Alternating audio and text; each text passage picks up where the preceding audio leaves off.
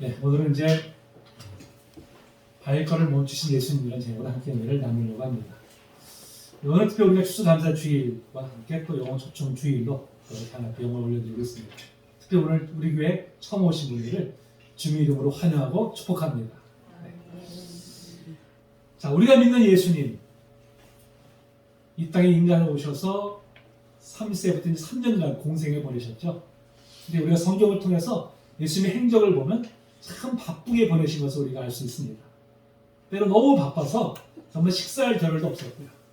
잠을 또 편히 주무실 수도 없었고, 또 늘 밤늦게까지 말씀을 전하고 가르치고 병자들을 치료하다가 또 새벽녘이 되면 어김없이 또 한적한 곳으로 가서 또 기도에 힘쓰셨습니다. 늘 많은 사람들이 둘러싸여 있었고요. 늘 바삐 움직이셨어요. 그러니까 아마 주님은 어디나로 이동하실 때도요, 경치를 아마 좀 여유롭게 감상할 그런 여유조차도 없으셨던 것 같아요. 그런데 이렇게 바쁘게 다니시던 예수님께서 가시던 발걸음을 멈추었다고 오늘 49절에서 말씀하고 있습니다. 자, 그렇게 늘 바쁘게 움직이시던 예수님께서 가시던 발걸음을 멈추셨다는 것은 무엇을 의미할까요? 그만큼 중요한 일이 있기 때문이겠죠. 성경을 보면 예수님께서 바삐 가시던 발걸음을 멈추셨을 때는 반드시 많은 기적과 치유와 회복의 역사가 일어날 수 있음을 우리가 알 수가 있습니다. 자, 예수님께서 회당장 야이로의 딸을 치료하기 위해서 그의 집으로 이제 많은 사람 둘러싸여 가시다가 중도에 발걸음을 멈추셨어요. 왜 멈추셨죠? 누군가가 자신의 옷깃을 만짐으로 자신으로부터 능력이 빠져나간 것을 느끼셨기 때문입니다. 자, 누가 예수의 옷을 만졌죠? 누가? 네, 바로 12년 동안 피가 유출되는 그 유출병, 혈루증을 앓던 여인이 예수님의 옷자락을 내가 만지기만 해도 내가 이 병을 나을 것이라는 믿음을 가지고 그 예수님의 옷자락을 만졌습니다. 근데 놀랍게도 그토록 12년 동안 그 여인을 괴롭혔던 그 병이 치유를 받았어요. 자연을 얻게 되었습니다.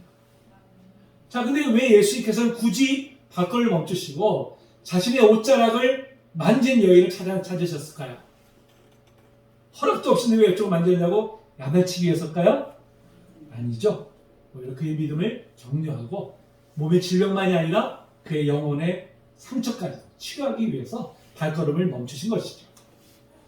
자, 예수님께서 또 거라사인의 지방에 이르렀을 때 군대에 귀신 들린 사람이 예수님 앞에 뛰어왔을 때요, 예수님은 가시던 발걸음을 멈추셨습니다. 저 같으면 귀신 들린 사람을 대면하는 게 너무 무서워가지고 걸어만 날 살리라고 도망갔을 텐데 예수님이 이때도 가시던 발걸음을 멈추셨어요. 자, 왜 멈추셨을까요? 바로 귀신 들린 사람을 온전케 하기 위해서 그 발걸음을 멈추셨습니다. 또 사마리아를 지나가시던 예수님이 우물가에서 발걸음을 멈추셨어요. 물론 목을 축이고 피곤한 몸을 쉬기 위함도 있었지만 무엇보다도 깊은 마음의 상처로 고통하고 있던 한 여인의 영혼을 치유하기 위해서 발걸음을 멈추신 것이죠. 바로 우물가에서 예수를 만난 이 여인은 그의 깊은 상처가 회복이 되고 인생의 큰 변화가 일어나게 되었습니다. 이외에도 같은 여러 가지 사건들이 있었죠. 예수님이 가시던 발걸음을 멈춘 곳마다 반드시 이러한 치유와 기적의 회복의 역사가 일어나는 것을 우리가 보게 됩니다.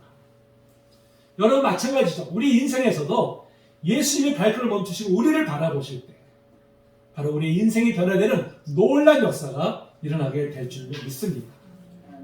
그래서 우리가 예수님을 만나야겠죠. 예수님을 만날 때 비로소 우리의 삶에는 기적과 치유의 회복의 역사가 일어나게 되는 것입니다. 자, 그렇다면 예수님은 어떤 사람에게 발걸음을 멈추실까요? 어떤 사람에게? 자, 첫째는 예수님 마음이 가난한 자에게 발걸음을 멈추십니다. 자, 오늘 본문을 보니까요, 예수님의 바쁜 발걸음을 멈추게 한 사람은요, 부자가 아니었어요. 권력자가 아니었습니다. 학식이 뛰어난 사람도 아니었어요. 자, 누구였었습니까? 오늘 46절 다시 한번 볼까요? 시작. 여리고에 이르렀더니 예수께서 제자들과 허례한 무리와 함께 여리고에서 나가실 때에 디메오의 아들인 맹인 거지 바디메오가 길가에 앉았다. 아멘. 자, 예수님의 발걸음을 멈추게 한 사람은 바로 맹인이고 거지였던 바디메오였습니다. 여러분, 앞이 안 보이는 것만으로도 참 힘들고 고통스럽잖아요. 거기다가 자신의 힘으로 생활을 할 수 없어가지고 그걸로 살아가는 처지까지 한 이 바디메오, 그가 바로 예수님의 발걸음을 멈추게 한 것입니다. 옛말에 몸이 1000양이면 몸이 900양이라는 말이 있죠. 그만큼 이 인체에 있어서 이 눈이 중요한 위치에 차지하는 것을 이제 말해주는 속담입니다. 모든 장애가 다 힘들지만 특별히 가장 힘든 장애가 아마 눈의 장애가 아닐까 생각됩니다. 여러분 잘 아시는 헬렌 켈러 있죠? 헬렌 켈러. 이분이죠. 이분이 보지도 못하고 듣지도 못하고 말하지도 못하는 산중의 장애를 가진 분입니다. 근데 이분이 참 놀랍죠. 하버드 대학을 졸업하고 평생을 이제 장애인들의 복지를 위해서 헌신했던 정말 위대한 분이시죠. 이분이 쓴 글 중에서 사흘만 볼 수 있다면 글이 있어요. 만약 내가 이 세상을 사는 동안에 유일한 소원이 하나 있다면 그것은 죽기 전에 꼭 3일 동안만 눈을 뜨고 보는 것이다. 만약 내가 눈을 뜨고 볼 수 있다면 나는 나의 눈을 뜨는 첫 순간 나를 이만큼 가르쳐주고 교육시켜준 나의 선생님 애미 설리반을 찾아가겠다. 지금까지 그의 특징과 얼굴 모습을 내 손끝으로 만져 알던 그의 인자한 얼굴, 그리고 그의 아름다운 몸매, 몇 시간이고 물거리를 보면서 그의 모습을 내 마음속에 깊숙이 간직해 두겠다. 다음엔 내 친구들을 찾아가고 다음엔 들로 산으로 산보를 나가겠다. 바람이 나풀거리는 아름다운 나무 잎사귀들, 들에 피어있는 예쁜 꽃들과 그리고 저녁에 되면 석양이 빛나는 아름다운 노을을 보고 싶다. 다음날 일어나 새벽에는 먼동이 트는 웅장한 장면, 아침에는 메트로폴리탄에 있는 박물관, 그리고 저녁에는 보석 같은 밤하늘의 별자리를 보면서 또 하루를 보내고 마지막 날은 일찍 큰 길에 나가 출근하는 사람들의 얼굴 표정들, 아침에는 오페라 하우스, 오히려 영화관에 가서 영화를 감상하고 싶다. 그리고 어느덧 저녁이 되면 건물의 숲을 이루고 있는 도시 한복판으로 나가서 네온 사인이 반짝거리는 쇼 윈도우에 진열되어 있는 아름다운 물건들을 보면서 집으로 돌아와 내가 눈을 감아야 할 마지막 순간에 나를 3일 동안만이라도 볼 수 있게 해주신 나의 하나님께 감사 기도를 드리겠다. 이것이 이제 내가 설마 볼 수 있다면 그런 내용입니다.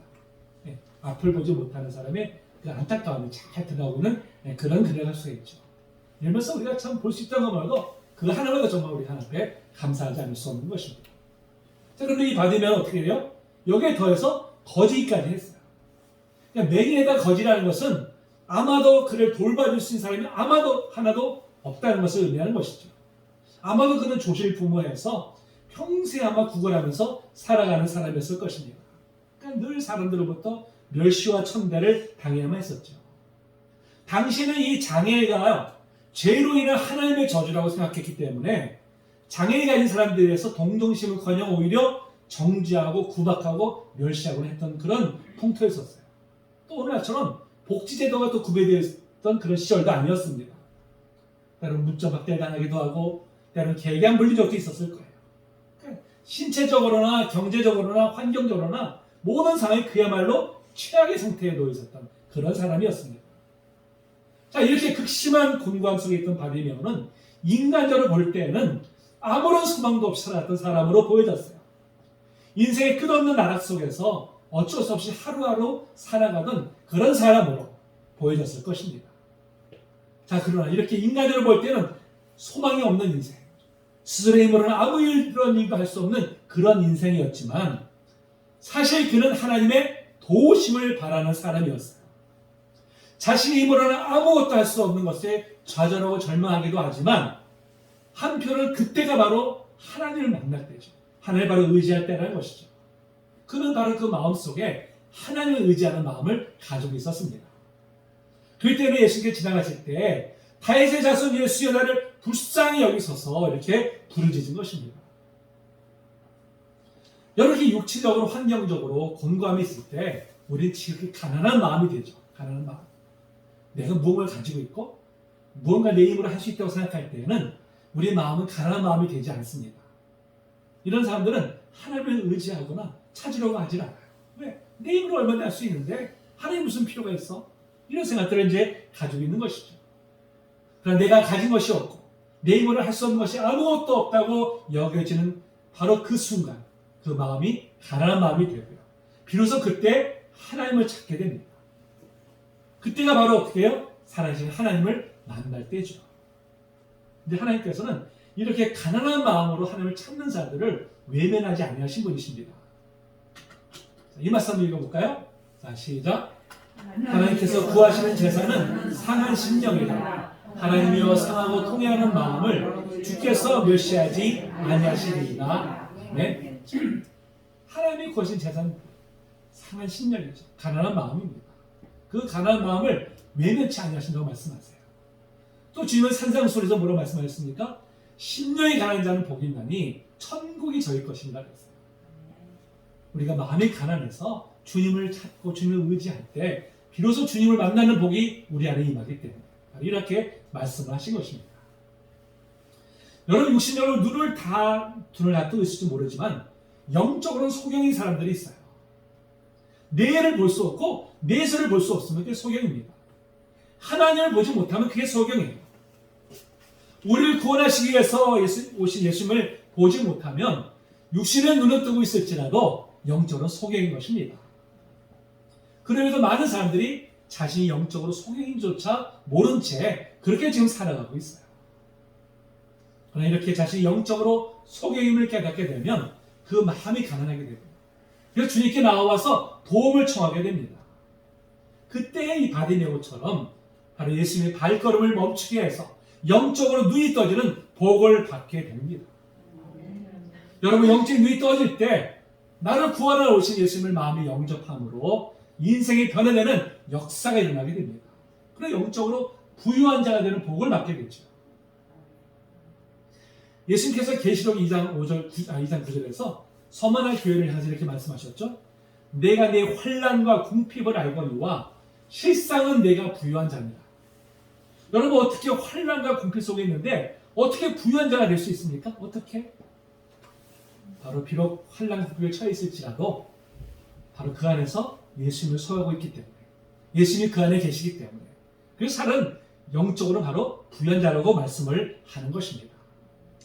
여기 계신 모두가 바로 예수님의 그 마음의 모심으로 비록 환경은 나를 정말 힘들게 하고 고통스럽게 할지라도 영적으로는 부유한 자라고 하는 바로 그런 복을 받아 누리고 있는 줄로 믿습니다. 아멘. 두 번째로 예수님은 누구에게 발걸음을 멈추실까요? 바로 예수님만이 유일한 소망이심을 믿는 사람에게 발걸음을 멈추십니다. 이 바디메오가 소경이고 거지로서 날마다 구걸해서 하루하루를 연명하는 그런 척이었지만 그에게는 한 가지 소망이 있었어요. 소망. 바로 그거는 메시아가 오시면 바로 눈먼 자의 눈을 뜨게 할 것이라는 성경 말씀을 바로 그가 들었기 때문에 그렇습니다. 자, 바로 이 말씀이죠. 자, 읽어볼까요? 시작. 그때 눈이 밝을 것이며 어떤 듯한 자를 위하여 열릴 것이며 내가 눈먼 자의 눈을 밝히며 갇힌 자를 감옥에서 끌어내며 그 다음에 처한 자를 감방에서 나오게 하리라. 아멘. 이 말씀을 들었을 때 그는 다른 사람이 아니라 바로 자기신에게 주시는 하나님의 음성으로 들었어요. 그리고 이 믿음을 바탕으로 해서 이제는 소망을 가지게 되었습니다. 특히 육신의 기만이 아니라 하나님의 말씀을 듣고 믿는 영적인 기가 열려 있었던 그런 사람이었죠. 그렇기 때문에 이 말씀을 아멘으로 이제 받아들인 것입니다. 그래서 이 선지의 말씀을 그가 귀로 들었을 때 그 마음으로 받아들이면서 이것은 바로 나에게 주신 말씀이구나. 이걸 굳게 붙들 그때부터 소망을 가지게 되었죠. 이제 오마불망 메시아만 오시기를 그런 이제 학수고대하고 있었습니다. 자, 그러던 중에 소식이 들려왔어요. 기쁜 소식. 복음이 들려왔어요. 저 나사렛에서 예수 한 분이 나타나셨는데 바로 그분이 오심하고 했던 바로 그 메시아시다. 이런 소문이 이제 그에게 들리게 된 것이죠. 그때부터 그는 더 확실한 소망을 갖게 되었습니다. 저 예수님을 내가 만나기만 하면 내가 이제 눈을 뜨게 될 것이다. 어떻게든지 예수님께서 자기 앞을 지나가기를 그가 간절한 마음으로 이제 바라고 있었습니다. 여러분 이것을 볼 때 우리가 정말 이 영적인 길을 열어 듣는 게 얼마나 중요한지 모릅니다. 하나님의 약속의 말씀이 우리에게 아무리 주어진다 할지라도 이것이 나에게 주신 말씀이라고 하는 그 믿음을 우리가 받아들이지 않으면 이 말씀은 다른 사람이 주신 말씀이 되어버리는 거예요. 나하고는 아무런 상관이 없는 그런 말씀이 되는 것입니다. 근데 우리가 이 약속의 말씀들을 바로 다른 사람이 아니라 나에게 주신 약속의 말씀이라고 하는 그 믿음으로 이것을 듣고 내 마음으로 믿어 순종할 때, 받아들일 때 바로 그 말씀이 우리 삶에 이루어지는 역사가 일어나게 될 줄로 믿습니다. 여러분, 영접 듣는다는 것이 정말 중요한데요. 그 영접 듣는다는 것이 무엇을 의미할까요? 무엇보다도 믿음을 가지고 간절한 마음으로 사모하는 마음으로 듣는 것이 바로 영적으로 듣는 것입니다. 이 말씀이 삶에 적용될 때 변화와 결실의 역사가 일어나기를 갈망하는 마음으로 듣는 것이 바로 영적으로 듣는 것이죠.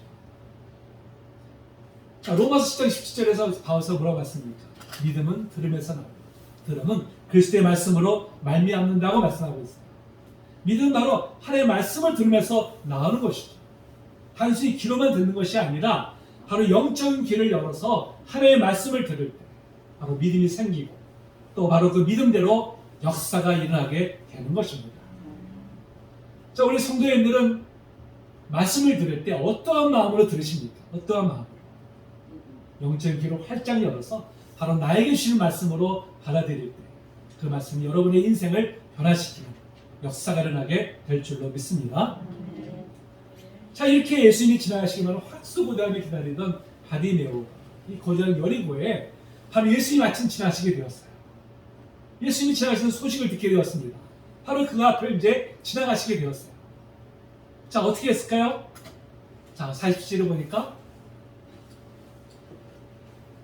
나사렛 예수시라는 말을 듣고 소리질러 이르되 다윗의 자손 예수여 나를 불쌍히 여기소서, 나를 불쌍히 여기소서. 소리를 높여서 예수님을 이제 부르기 시작했죠. 자, 그런데 예수님을 뭐라고 불렀습니까? 다윗의 자손 예수요. 자, 이 다윗의 자손 예수라는 것은 뭘 말할까요? 바로 오심하고 해석했던 메시아라는 뜻입니다. 자, 이것은 바로 이 구약 성경에서 이렇게 예언한 바가 되죠. 이사야서 9장 6절 7절에도 보니까 바로 메시아가 오실 것을 이제 그 약속된 말씀인데요. 특별히 여기서 보니까 다윗의 위에 앉아서 그랬어요. 다윗의 위라는 건 무엇입니까? 다윗의 후손으로서 이 나라를 다스리는 왕으로 오실 것이다 하는 이제 그런 말씀이죠. 또 예레미야 23장 5절 6절에도 보니까 뭐라고 말씀하고 있습니까? 다윗에게 한 의로운 가지를 일으킬 것이라 그랬어요. 이것도 바로 다윗의 후손으로 이 땅에 오실 분, 바로 이제 그 메시아이심을 이제 말씀하고 있는 것입니다. 그러니까 예수님은 단순한 선지자가 아니라 바로 인류를 구원하기 위해서 이 땅에 하나님께서 보내신 바로 메시아이시죠. 바로 구원자이십니다. 인류의 유일한 소망이 되시는 분이십니다. 바디메오는 이를 굳게 믿었기 때문에 예수님을 다윗의 자손이라고 부르면서 자신을 불쌍히 여겨주실 것을 아주 간청했죠. 바로 이 간절한 간청이 예수님 발걸음을 멈추게 한 것입니다. 우리 성도님들 예수님은 어떤 걸 생각하십니까? 세상은 어떻게 생각할까요? 제가 초등학교 때 고등학교 때 다닐 때 교과서에 보니까 4대 성인, 그래서 이제 4대 성인 중에 한 분 이렇게 이제 가르치고 있다고 생각했어요. 이 4대 성인 누구누구라 그랬죠? 4대 성인이 공자, 석가모니, 그 다음에 소크라테스, 그 다음에 이제 예수님, 이렇게 해서 네 분을 이제 인류의 위대한 성자, 그래서 이렇게 4대 성인이다 이렇게 이제 가르칩니다. 그냥 세상 사람들이 볼 때 예수님은 그냥 한 인간으로서 위대하신 분이다, 이 정도로 이제 이렇게 여기고 있습니다. 하지만 우리가 분명히 믿건데 예수님은 단순히 인간이 아니라 하나님의 아들로서 이 땅에 우리를 구원하기 위해서 오신 바로 우리의 구원자가 되십니다. 바로 예수님을 우리가 온전히 나이를 구원해 주실 구주로 믿을 때 바로 우리 영생을 얻고 복된 인생으로 변화되게 될 줄로 믿습니다. 바디메오가 바로 그 믿음을 가지고 예수님께 간절하게 예수님을 불렀을 때 예수님께서 그 발걸음을 멈추시고 그의 눈을 치유해 주셨죠. 자, 세 번째로, 자, 예수님은 어떤 사람에게 발걸음을 멈추실까요? 바로 환경을 극복하고 믿음으로 나아가는 사람에게 발걸음을 멈추십니다. 자, 오늘 보니까 바디메오가 예수님을 만남에 있어서 그 과정 결코 평탄하지 않았어요. 많은 장애물이 있었습니다. 바디메오가 지금 혹시 지금 내가 예수님 만나지 못하면 이제 영영 내 눈을 뜰 기회는 사라질 것이라는 그 절박감이 있었어요. 여러분, 절박할 때 사람이 어떻게 할까요? 여러분 절박할 때 기도하실 때 그냥 조용히 기도하십니까? 아니죠. 어떻게 해요? 소리를 높여 기도하죠. 소리를 높여 기도하죠. 바로 바디메오가 너무나 절박하니까요. 그냥 온 힘을 다해서 이제 소리를 높여서 예수를 부르기 시작했습니다. 그런데 예수님을 둘러싸고 있던 많은 사람들에게는 이 모습이 걸림돌이 되었어요. 아니 저 맹인이 거진 주제에 감히 저렇게 시끄럽게 굴어? 오히려 그를 구박을 했어요. 그러니까 그가 부르짖을 때 인지상정으로 그를 불쌍히 여겨서 그래 예수님께로 그를 인도해야 될 마땅한데 오히려 그 시끄럽게 군다고 꾸짖기까지 한 것이죠. 자 그러면 바디메오가 어떤 반응을 보였습니까? 많은 사람들이 그를 꾸짖으니까 기가 죽어가지고 이제 포기했습니까? 아니죠.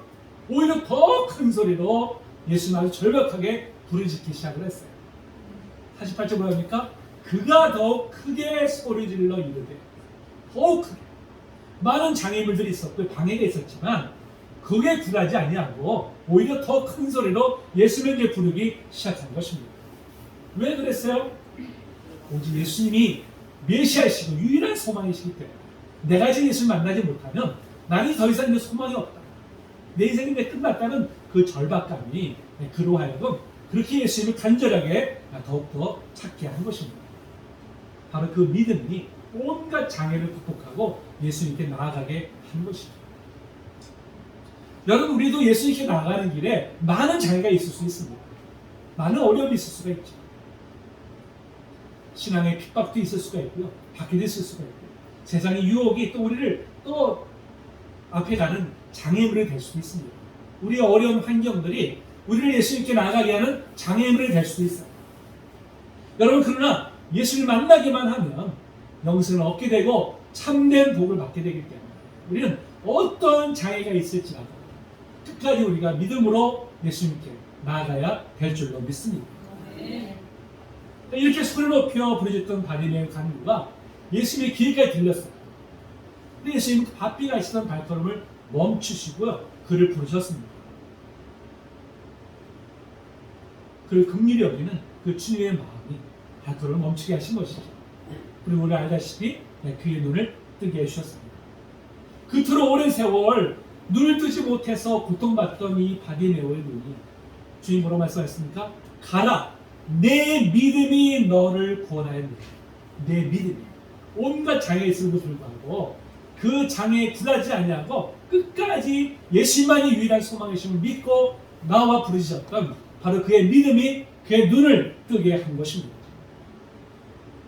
평생 앞을 보지 못해서 온갖 고통과 경멸과 조롱을 받던 그의 눈이 번쩍 뜨여진 것이죠. 여러분 환경을 극복하는 믿음이 그의 눈을 뜨게 했습니다.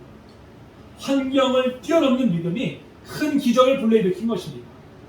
환경에 좌우되지 않는 믿음이 그의 인생을 역전시킨 것입니다.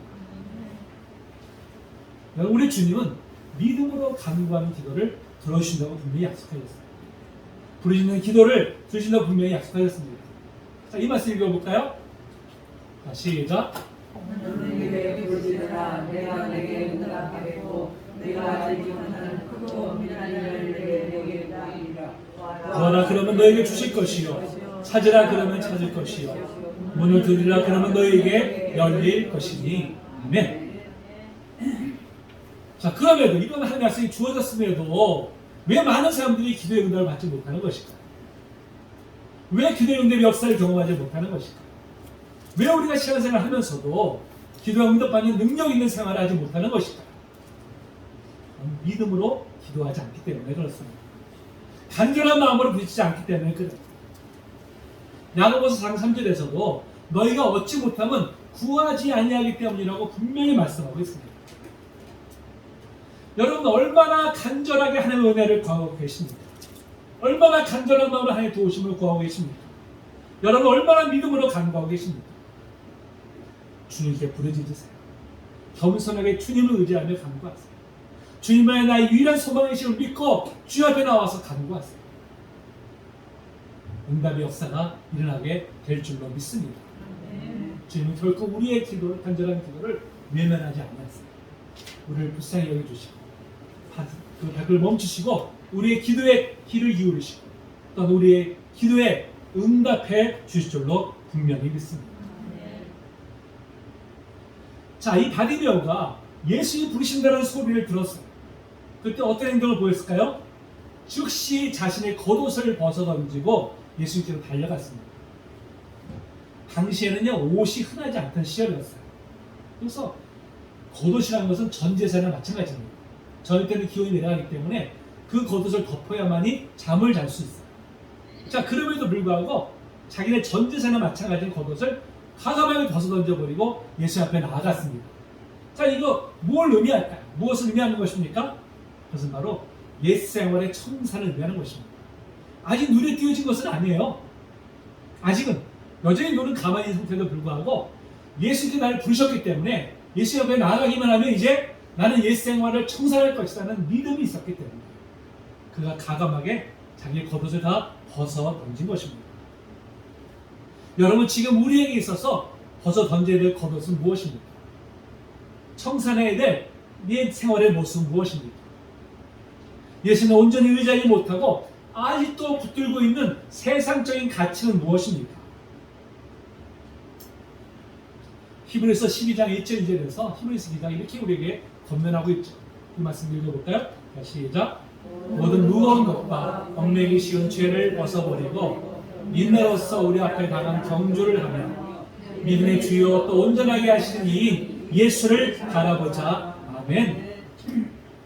모든 무거운 것, 우리가 여전히 지고 가는 세상의 무거운 짐들, 또 벗어지지 못하는 죄의 유혹들, 이런 것들을 우리가 어떻게 해요? 다 이제는 벗어버리고 오직 예수님만 바라보라고 권면하고 있습니다. 요즘 예수님을 우리가 제대로 만나면요, 우리 얽어매고 있는 모든 어려운 환경에서 구원받을 뿐만 아니라 과거의 잘못된 삶을 청산하고 새로운 삶을 우리가 살게 됩니다. 바로 바디메오가 예수님께 부르짖음으로 예수님 발걸음을 멈추게 했고 이런 복을 받은 것처럼 이 시간 우리 모두가 다 예수님을 유일한 소망이심을 믿고 예수님 앞에 부르짖을 때 예수님 우리를 만나주시고 우리 삶을 복되게 변화시켜 주실 줄로 믿습니다.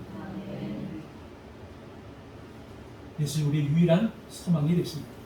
우리의 유일한 구원자가 되십니다. 그분은 우리를 긍휼히 여겨주시고요, 우리의 간절한 기도에 귀를 기울여 주신 분이십니다. 네, 그분만 바라고 그분만 의지함으로 그분께 나와 우리가 부르짖습니다. 인생길에 늘 함께 하시는 주님의 놀라운 은혜를 경험하는 맛보아하는 우리 모든 성도들 되시기를 주님의 이름으로 축복합니다. 네, 우리 찬양하겠습니다.